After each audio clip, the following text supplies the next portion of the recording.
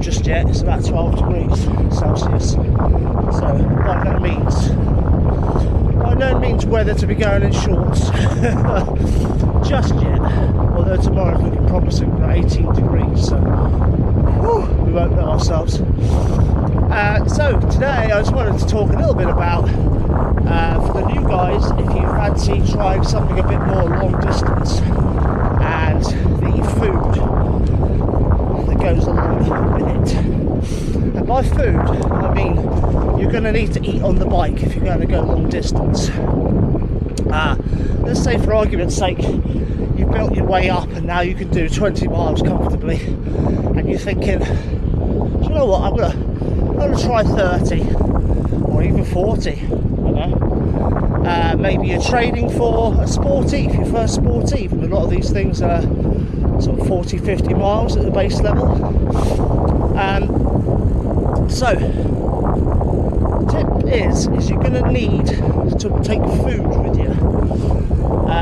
So you want to be having a good old hearty breakfast first thing in the morning, and you want to be taking plenty of snacks with you. And these snacks can range from flapjacks, I quite like saurine bars, bananas, anything that's high in like sugars and carbohydrates, because your body is going to be burning through a ton of those the longer you're out.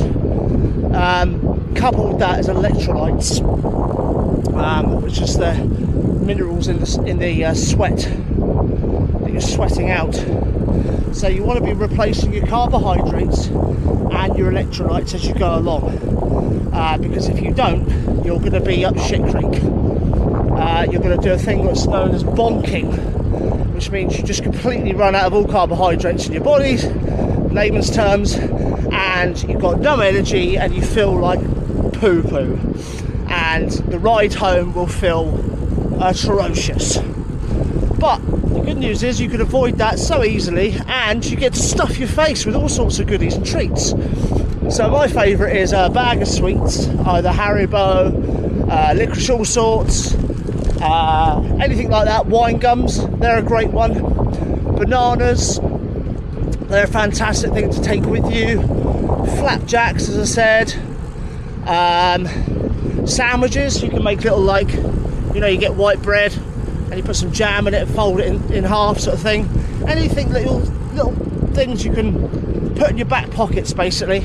And if you've got bike bags, you can fill those full of little snacks and things like that. I actually really prefer to eat like proper food as I go along. If you're new to my channel, I go out and do long rides all the time. Sort of 60 miles is an easy one for me now, not to brag, but you know, 60 miles is now quite like a good fun day out. And I take lots and lots of snacks with me, because you need to, basically. But coupled with solid food is you can also get these things called gels. So I have one in my back pocket. I'm not going to be using it, I brought it out to show you guys. So you may have seen people with these. You can get these in most cycle shops. You can get them off Amazon, you can get them from Decathlon, things like that.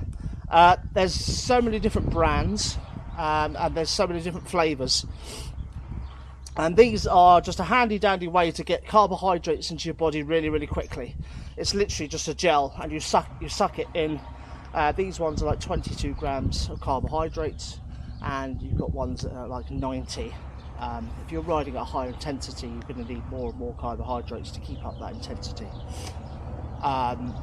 So yeah, these are fantastic. They are on the bit of the expensive side, depending on where you buy them. And also, a warning about these: they're not all lovely. Some of them taste like bleh. And also, it's a good idea to maybe try get a few from different brands, because I know some people, they don't agree with their stomach, and the last thing you want to be doing is sucking on one of these and your stomach doesn't like it, and then you need to go, if you catch my drift. It can happen when they go off as well, from my understanding.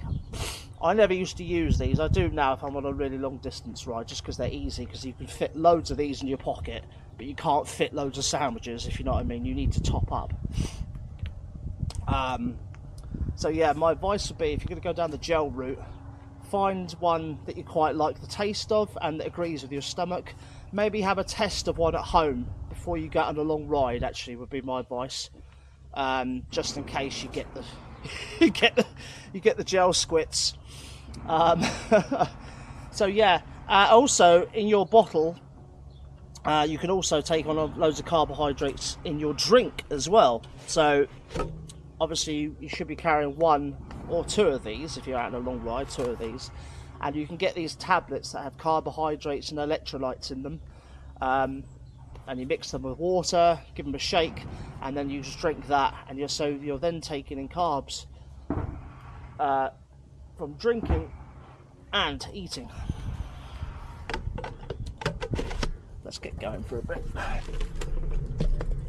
So that's the lowdown with the carbohydrates. The next thing to know is the electrolytes. So electrolytes, as the weather's going to get hotter, you'll sweat more, and the electrolytes will come out in your sweat, and electrolytes help with muscle function. So if you become really, really dehydrated and depleted of electrolytes, you'll find yourself cramping up a lot. So a lot of these gels, electrolytes is basically like, layman's terms, it's a salt. It's a salt, but not like table salt. You don't want to be stopping somewhere and munching on a load of like table salt sachets. But the tablets you get for your drinks and a lot of the gels, they've got electrolytes in them, and some of them have got caffeine as well. So if you're lucky and caffeine affects you, then they can give you a real boost. Unfortunately for me, I'm completely not sensitive to caffeine at all. I can literally have a cup of coffee and go straight to sleep.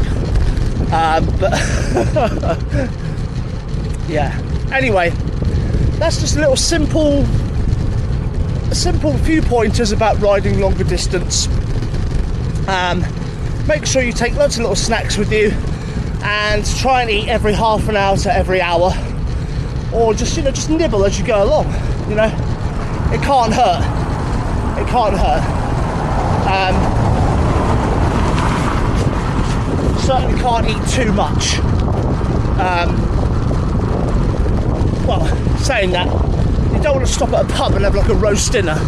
That'll make you feel heavy and sluggish. But I mean, you can't really, if you're doing a long distance ride, and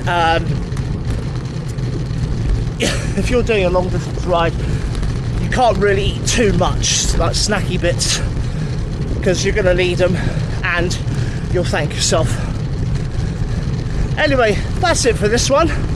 If you've just discovered me, please give me a like and a subscribe, and I hope this was helpful, and I'll see you all on the next one. Till the pip.